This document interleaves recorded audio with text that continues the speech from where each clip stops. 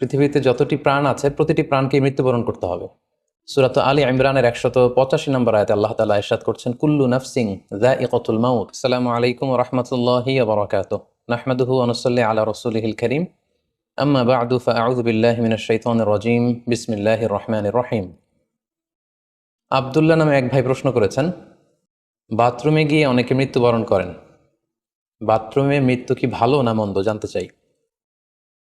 প্রিয় ভাই আব্দুল্লাহ, আপনার এই প্রশ্নের উত্তরে বলবো যে পৃথিবীতে যতটি প্রাণ আছে প্রতিটি প্রাণকে মৃত্যুবরণ করতে হবে। সূরা আলী ইমরানের 185 নম্বর আয়াতে আল্লাহ তাআলা ইরশাদ করছেন, কুল্লু নাফসিন যায়িকাতুল মাউত। অর্থাৎ প্রতিটি আত্মাকে মৃত্যুর স্বাদ আস্বাদন করতে হবে। আমরা পৃথিবীতে যারাই এসেছি আবার এই পৃথিবী থেকে বিদায় নিতে হবে, আমাদেরকে মৃত্যুবরণ করতে হবে। এটা হচ্ছে চিরসত্য বা মহাসত্য, এবং এই চিরসত্যটি কম বেশি আমরা সবাই জানি। কিন্তু আমরা কোথায় মৃত্যুবরণ করব এ ব্যাপারে আমরা কিছুই জানি না। কিভাবে আমাদের মৃত্যু ঘটবে, কোন প্লেসে, কোন জায়গাতে আমরা মরব, এ ব্যাপারে আমরা কিছু জানি না।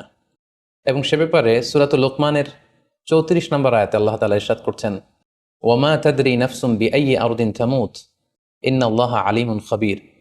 অর্থাৎ কোনো মানুষই জানে না, কোনো প্রাণী জানে না যে সে কোন প্লেসে, কোন জায়গায় মৃত্যুবরণ করবে। এ ব্যাপারে শুধুমাত্র কেবলমাত্র আল্লাহ তাআলাই জ্ঞান রাখেন। ইন্নাল্লাহা আলিমুন খাবীর, তিনি মহাজ্ঞানী এবং সব ব্যাপারে তিনি খবর রাখেন। তাহলে কোরআনের এই দুটি আয়াতের মাধ্যমে আমরা জানতে পারলাম যে আমরা প্রত্যেকেই মৃত্যু স্বাদ আস্বাদন করতে যাচ্ছি, আমরা মরবো এটা নিশ্চিত, কিন্তু কোথায় মরবো, কোন জায়গায় আমাদের মৃত্যু ঘটবে, সংঘটিত হবে, এই ব্যাপারে আমরা কিছুই জানি না। এবার যদি আমরা সরাসরি প্রসঙ্গে আসি, সেটা হচ্ছে বাথরুমে গিয়ে যদি কেউ মৃত্যুবরণ করে, হ্যাঁ সেটা হতে পারে।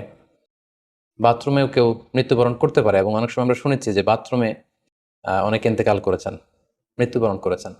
এখন এই বাথরুমে মৃত্যুবরণ করা এটা ভালো কি মন্দ, এটা তিনি জানতে চেয়েছেন। আসলে বাথরুমের ভেতরে কেউ মৃত্যুবরণ করলে এটা ভালো মৃত্যু নাকি খারাপ মৃত্যু, এ ব্যাপারে কোনো হুকুম দেওয়ার বা ডিসিশন দেওয়ার সুযোগ আসলে আমাদের নেই। কেননা এ ব্যাপারে ইসলাম আমাদেরকে কিছু জানায়নি।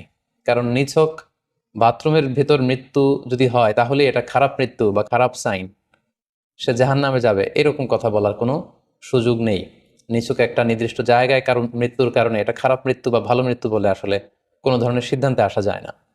কারণ বাথরুমে নানাভাবে মানুষের মৃত্যু হতে পারে। কেউ হয়তো অজু করতে যেয়ে বাথরুমের ভিতরে মৃত্যুবরণ করেছে, অথবা কেউ গোসল করতে যেয়ে মৃত্যুবরণ করেছে, এটাও হতে পারে, অথবা প্রাকৃতিক কাজ সারতে যেয়ে বাথরুমে তার মৃত্যু হয়েছে।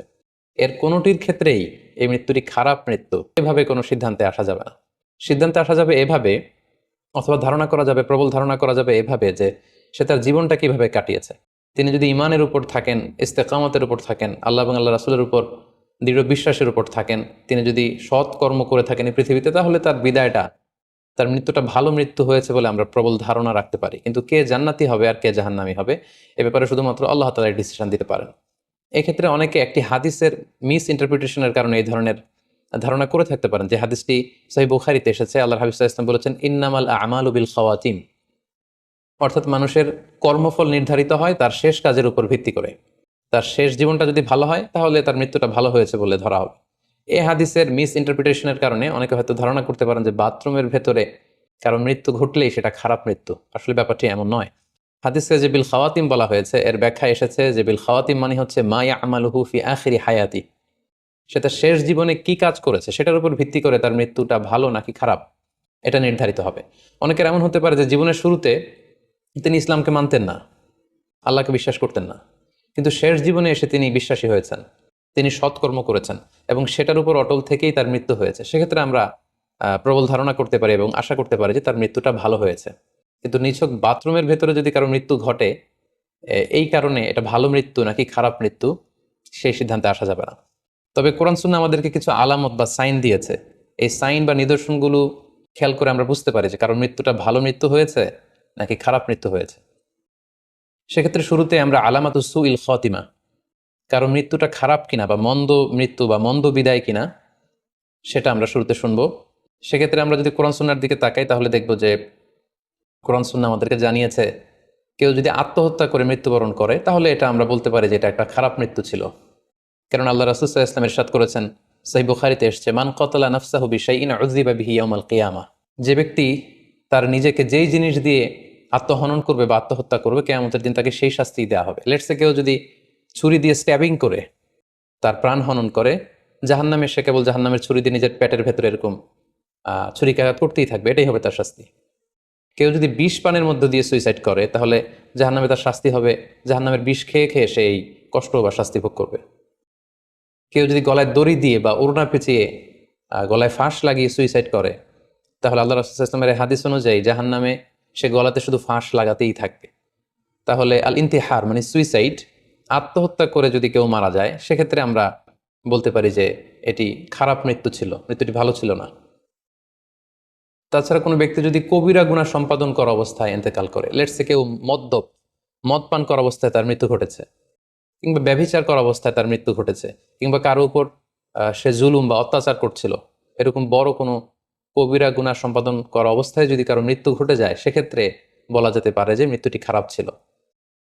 পাশাপাশি বাবা মা যদি কোনো ভ্যালিড কারণে সন্তানের অন্যায়ের কারণে সন্তানের প্রতি রেগে থাকেন এবং ওই অবস্থায় যদি সন্তানের মৃত্যু ঘটে তাহলে এটি একটি খারাপ মৃত্যু ছিল বলে ধারণা করা যেতে পারে।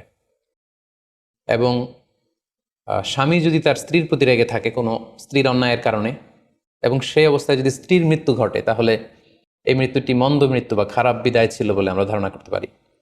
সবশেষে বলবো যে কোনো ব্যক্তির মৃত্যুতে যদি গোটা মুসলিম কমিউনিটি আনন্দ প্রকাশ করে, উল্লাস করে, এটাও ওই ব্যক্তির খারাপ মৃত্যু ছিল বলে ধরে নেওয়া হবে, কারণ সবাই তার অন্যায় থেকে, অত্যাচার থেকে, তার অনিষ্ট থেকে বাঁচার জন্য চাচ্ছিল, তার হাফ ছেড়ে বেঁচেছে। সো গোটা মুসলিম উম্মার ভালো লোকরা যদি কারোর মৃত্যুতে আনন্দ প্রকাশ করে তাহলে তার মৃত্যুটা খারাপ মৃত্যু ছিল বলে ধরে নেওয়া যাবে। এই সমস্ত আলামতগুলো যদি আমরা খেয়াল করি, এগুলোর ভিত্তিতে বলা যেতে পারে যে তার মৃত্যুটা মন্দ ছিল, তার বিদায়টা খারাপ ছিল। এবার আমরা যদি হুসনুল খাতিমা অর্থাৎ ভালো বিদায়, কোনো ব্যক্তি যখন আমাদের থেকে বিদায় নিল, মৃত্যুবরণ করলো, তখন আমরা কিভাবে বুঝবো যে বিদায়টা ভালো ছিল এবং এই লোকটা আশা করি যে জান্নাতি হবে, এটা আমরা কিভাবে বুঝবো? প্রথমত বোঝার মাধ্যম হচ্ছে আন-নুতকু বিশ-শাহাদাতি ইনদাল মাউত। মৃত্যুর সময় যদি কেউ আল্লাহর জিকির করা অবস্থায়, আল্লাহকে স্মরণ করা অবস্থায় কিংবা শাহাদাত বাণী পাঠ করে যদি মৃত্যুবরণ করতে পারে তাহলে আশা করা যায় যে এই মৃত্যুটা খুব ভালো মৃত্যু হয়েছে। কারণ আল্লাহ রাসূল সাল্লাল্লাহু আলাইহি ওয়াসাল্লাম সুনানে আবু দাউদের এক বর্ণনায় ইরশাদ করেছেন, মান কানা আখিরু কালামিহি লা ইলাহা ইল্লাল্লাহ, যে ব্যক্তির শেষ বাক্য হবে লা ইলাহা ইল্লাল্লাহ এবং এই কালিমাতুত তাইয়্যিবা, এটা পরে যদি কেউ শেষ নিঃশ্বাস ত্যাগ করতে পারে তাহলে সে জান্নাতে প্রবেশ করবে বলে আল্লাহ রাসূল সাল্লাল্লাহু আলাইহি ওয়াসাল্লাম আমাদেরকে সুসংবাদ দিয়েছেন। তাহলে মৃত্যুর আগে কালিমা পরে মরতে পারা এটা একটা সৌভাগ্যের বিষয় এবং এটা একটা ভালো সাইন। পাশাপাশি বিশ্বাসী ব্যক্তিরা, ইমানদাররা যখন মৃত্যুবরণ করে তখন তাদের কপাল ঘেমে যায়, অর্থাৎ মৃত্যুর পরে মৃত ব্যক্তির কপালে হাত দিয়ে যদি আমরা দেখতে পাই যে কপাল ঘেমে আছে, ইটস সোয়েটিং, প্রচণ্ড ঘামছে, এটা দেখেও আন্দাজ করা যেতে পারে বা ধারণা করা যেতে পারে যে মৃত্যুটা ভালো হয়েছে। কেননা সুনানে তিরমিজির বর্ণনায় আল্লাহ রাসূল সাল্লাল্লাহু আলাইহি ওয়াসাল্লাম ইরশাদ করেছেন, আল মুমিনু ইয়ামুতু বিআরাকিল জাবিন, বিশ্বাসীরা যখন মারা যায় তখন তাদের কপাল ঘেমে যায়।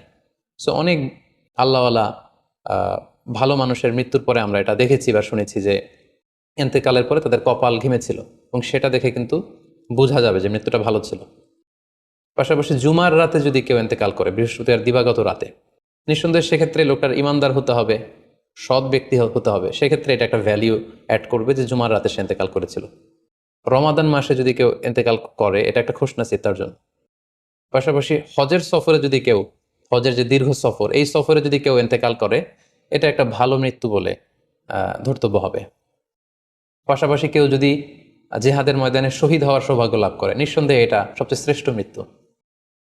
আল্লাহ তাআলার কাছে সবচেয়ে শ্রেষ্ঠ মৃত্যু হচ্ছে শাহাদাতের মৃত্যু, এবং শহীদের দেহ থেকে গড়ে গড়ে পড়া, মাটিতে পড়া যে রক্তের ফোঁটা, এই ফোঁটাটা আল্লাহ তাআলার কাছে খুব প্রিয়। সো নিঃসন্দেহে শাহাদাতের মৃত্যু এটা পৃথিবীর শ্রেষ্ঠতম মৃত্যু।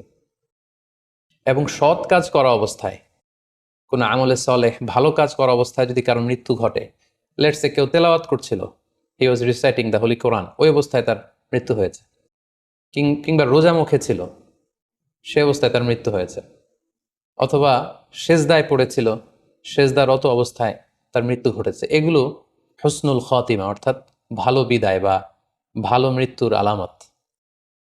তাহলে আমরা সুউল খাতিমা এবং আলামত হুসনুল খাতিমা কোন কোন আলামত দেখে আমরা বুঝবো যে মৃত্যুটা খারাপ মৃত্যু ছিল এবং কোন কোন আলামত দেখে আমরা বুঝবো যে এটা ভালো মৃত্যু ছিল, কোরআন সুন্নাহর আলোকে সেগুলো আমরা জানতে পারলাম। এর কোথাও কিন্তু বাথরুমের ভেতরে মৃত্যুবরণ করলে এটা ভালো মৃত্যু বা খারাপ মৃত্যু, এর কোনোটাই কিন্তু সিদ্ধান্তে আসা যাচ্ছে না।